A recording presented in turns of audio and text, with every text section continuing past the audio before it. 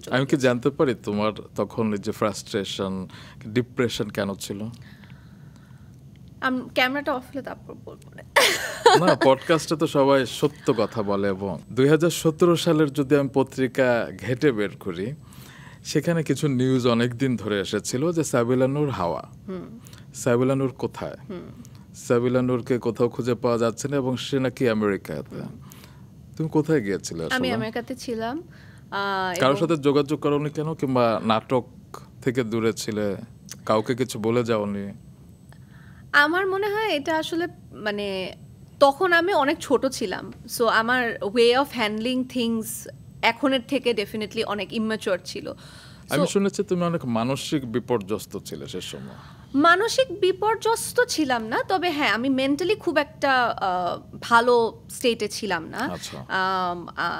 Depression বলি, anxiety বলি, সব কিছু মিলিয়ে আসলে আমার মনে হয়েছিল যে এই সময়টাতে আমার একটা ব্রেক দরকার।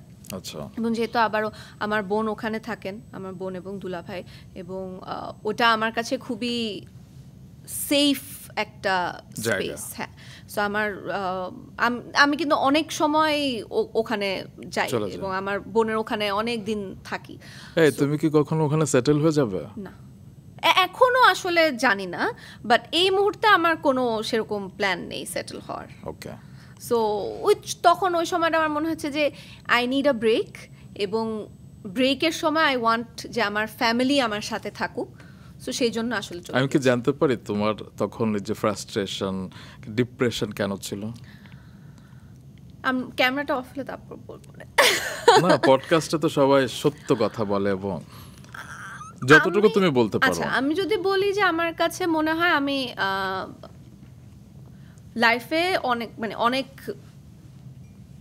মিসস্টেপ বলি কিংবা রং ডিসিশন বলি, আই থিঙ্ক সবার জীবনেই এটা থাকে, সবসময় তো আর রাইট করা যায় না। এবং আমি অ্যাজ আ পার্সন কখনোই আসলে খুব স্ট্র্যাটেজি নিয়ে কখনোই চলতাম না, বা এখনও চলি না। সো ওই সময় আমার কাছে মনে হয় আমি অনেক ভুল স্টেপ নিয়েছি, বা ভুল